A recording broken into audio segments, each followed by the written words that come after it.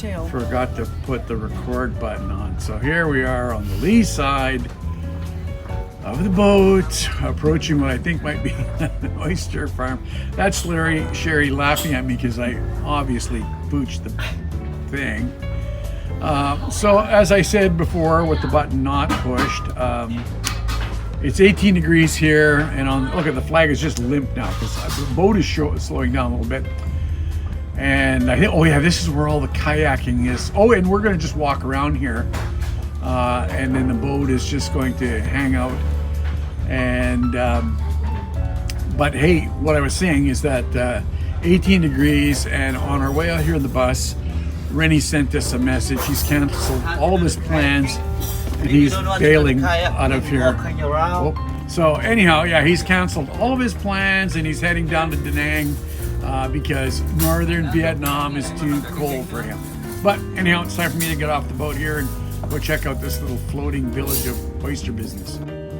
These are just some of the various watercrafts that we saw along the way going to those are oysters there. So after we've gone through how they, pull the harvest and do the seeding and that, this girl's demonstrating what a mature oyster produces after a period of time, and this is the nature of what the pearl look like. So these next 3 slides just basically show this large panoramic wall setup they've got there that describes the pearl operation, how they put the little seed things in them and then they move them through various stages of growth in these baskets. And so you can stop the video and read most of the text. I've set it up that way. And then, so for the purpose of the tour, because these things happen in different locations, they've got these little setups here where they demonstrate how they're down in these pots in the water, and then they harvest them this way. So here's a guy that he's got the old magnifying glass. He's opened up and he's taking and he's planting in the small starter seed, which looks just like that, and then the pearl will build up around there, and then you can see him going in there with it. So this guy here had these weird little brass things, and we weren't sure what it was, but apparently they're energy detectors, and then there's a business card explaining what he does.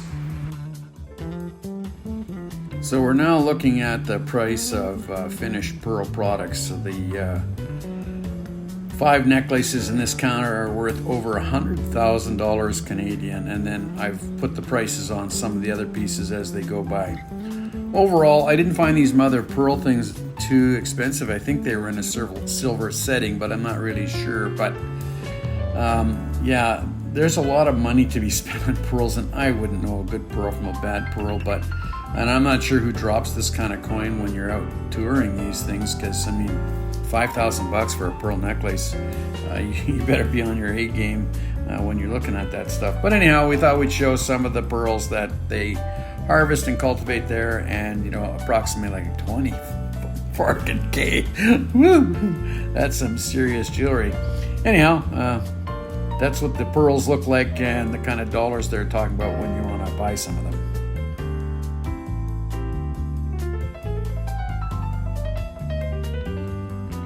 Here's me doing my best Captain Highliner pose. I think I can strike a good C figure.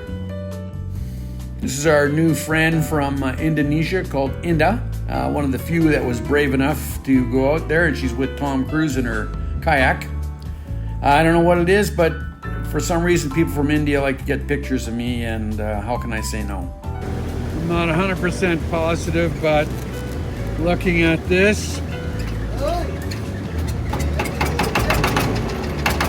either we're transferring fuel or we're sucking up sewage. I can't tell. I'll find out later on, and I'll just throw a little scroll on the bottom. I never did find out what that ship was for, so your guess is as good as mine. Gasoline or poop, you decide. It could be a fuel tanker, but it seems to me like it's a sewage. Septic tank cleaning. Boats. I think our team have left to go crawl caves, which are of course way up over there. There they are, caves. Climb up the mountain, go in the cave, climb down the mountain, in the cave. No, it really is quite peaceful here, other than running that pump next to us because they're pumping fuel or sewage, one of the two. But I just wish it was a little bit more sunny because this is really neat structure. So it's 6 o'clock in the evening, Halong Bay. I just stepped out onto the front deck here. It's happy hour, so we've got a couple margaritas on the go inside. And I don't really know. We've got like itineraries of things that we do, but like somewhere tonight we're going to be doing some squid fishing, which is cool. I can't wait for that.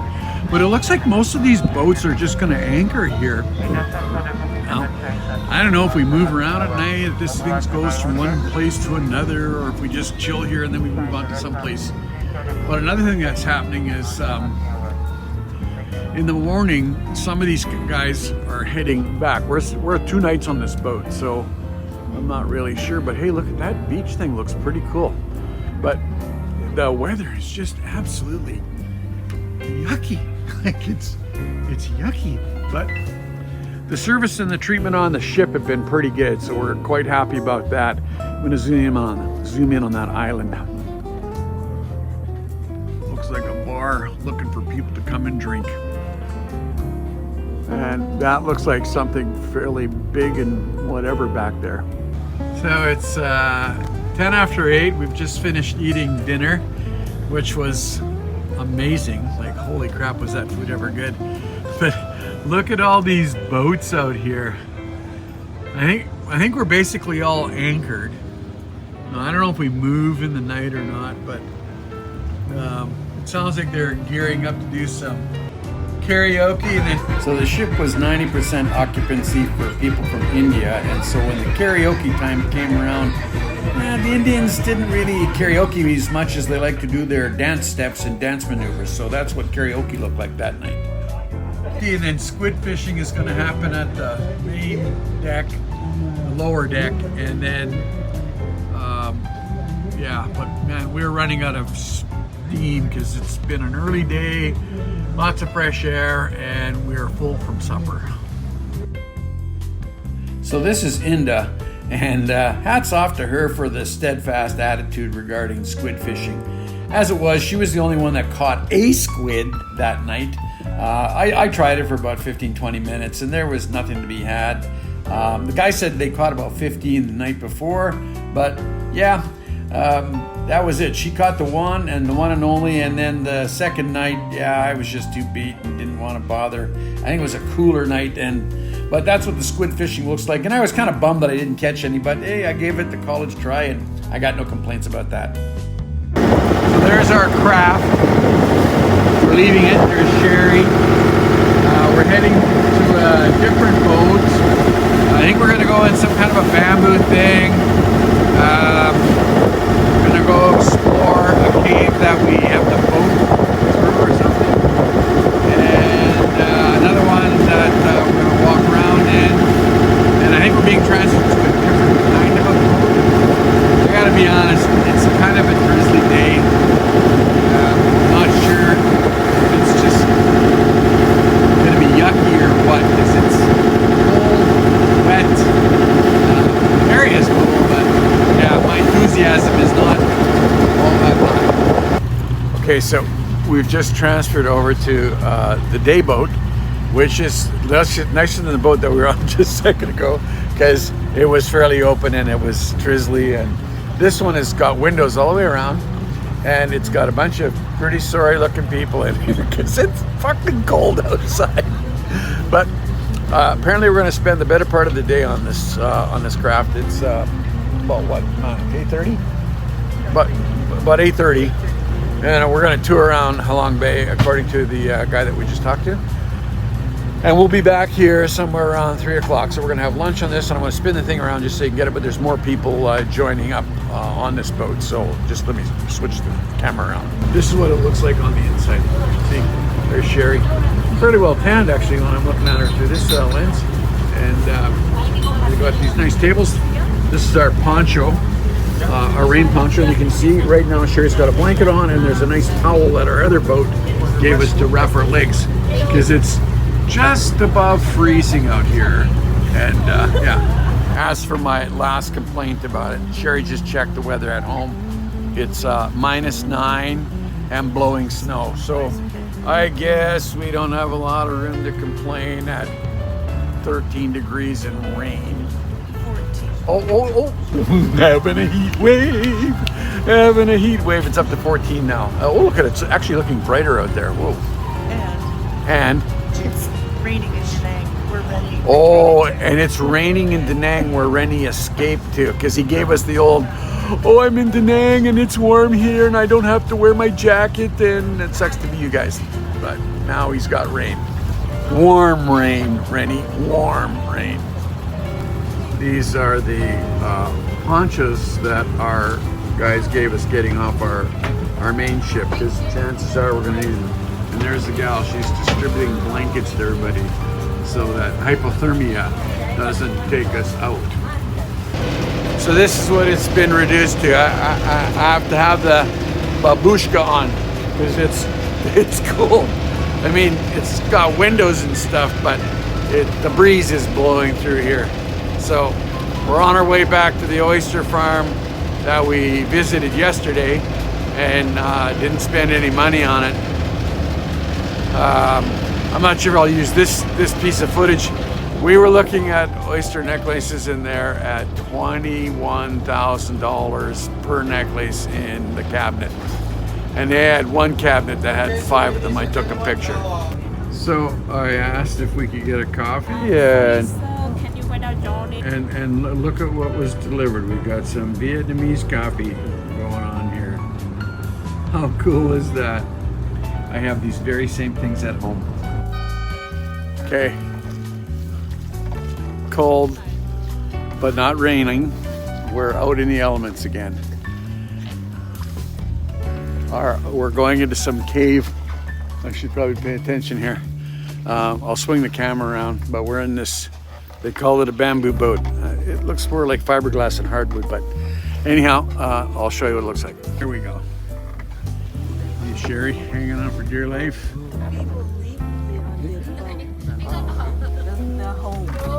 The house. Nice seeing ya. And yeah, so we're on this boat because I think we're gonna snuggle up underneath these rocks somewhere for a bit of an exposure, I think. And that's our boat motor right there. We're still moving forward. Only the Almighty knows what's beyond that point. Mysteries still abound. Look at the wear and tear on this escarpment. Look at the barnacles on it.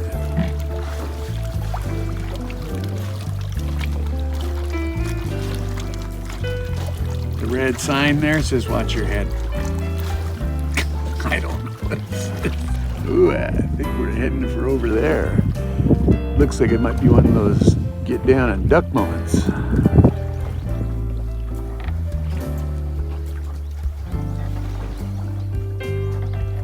Oh yeah, that's gonna be fun. Cool. Look at a little video footage on this place.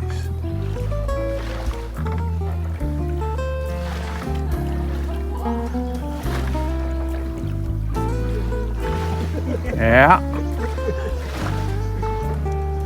Let's hope the boat captain knows the higher route through here. Oh, this is pretty cool.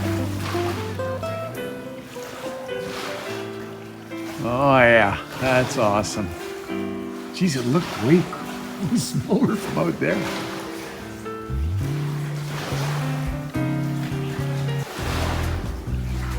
Wow, that's pretty cool. Tofuri, tofuri, tofuri.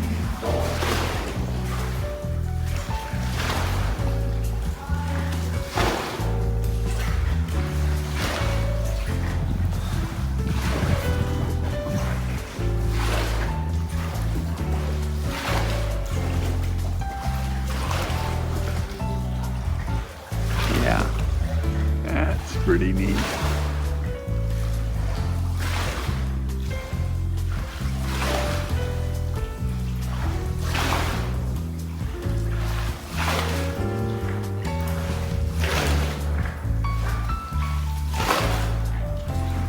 That's really a unique stroke they have for these boats.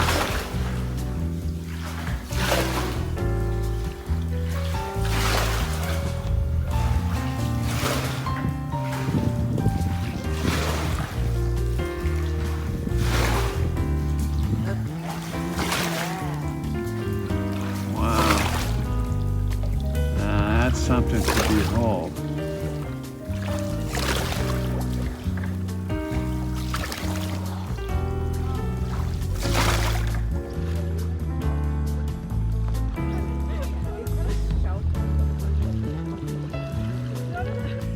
Going back from whence we came.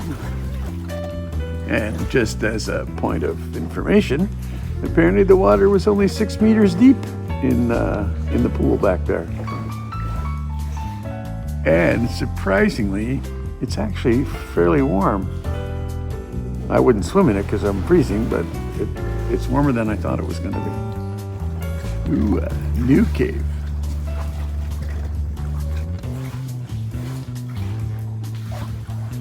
Another big pool area.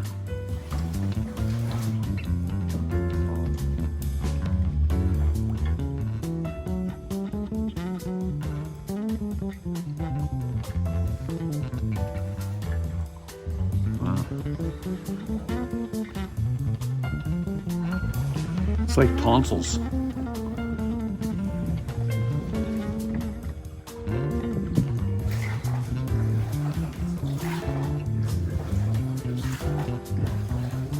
It's like a great big uvula down there.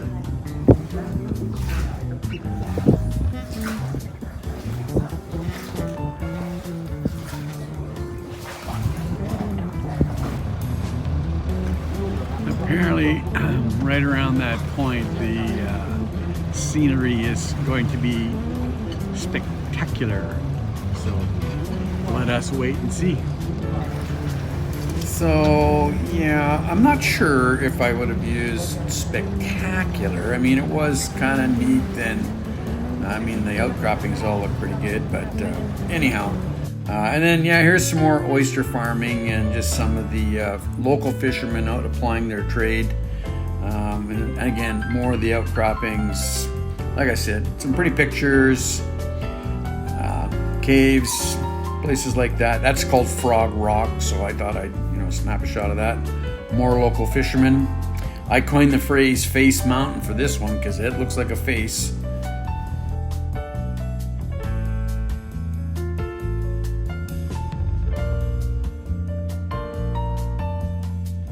If we return, I'd like to give this here ship a try. I think that might be a pretty comfortable boat to cruise on. So now it's time for lunch, and I gotta say, for a scrubby little craft, and I'm not trying to be mean on this boat, they did present a really nice lunch. Like, the food was quite excellent. It was prepared in the wee tiny kitchen just off the back end of the ship, but very tasty, well plated. So yeah, we got no complaints about the meals anywhere along this cruise. I can't say those are some kind of like spring rolls with some cut fries, and once again, shrimps with shells on them. You know how Sherry feels about those. But yeah, these little spring rolls had such a crispy outer coating to them. Quite excellent. And this here fish dish, I had a sample of it, but it was mostly for the guy sitting across from us. He had some dietary things that he couldn't eat, gluten or something. So there's considerable excitement going on right now. We've got a young gal from Lithuania, and at least I think one Spanish gal that are going to jump in the water out here. And like when we went for the little boat ride, it was okay, but oh yeah, there she goes. She's down the ladder.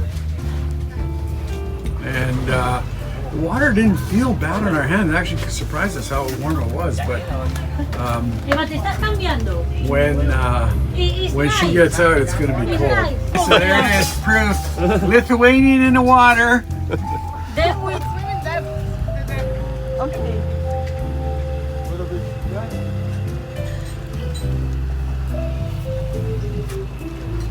And there goes the Spanish gal. Woo! Viva España!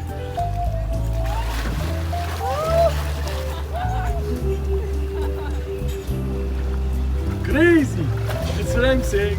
Spanish lady number 2 going in. Eva. They went that way. ¿Dónde están? That way. Eva, venid aquí. Yeah, sure. Yeah. They're on the beach. You're gonna have to go in and get them.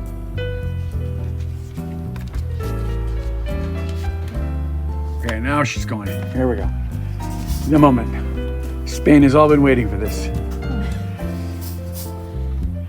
Down the ladder she goes.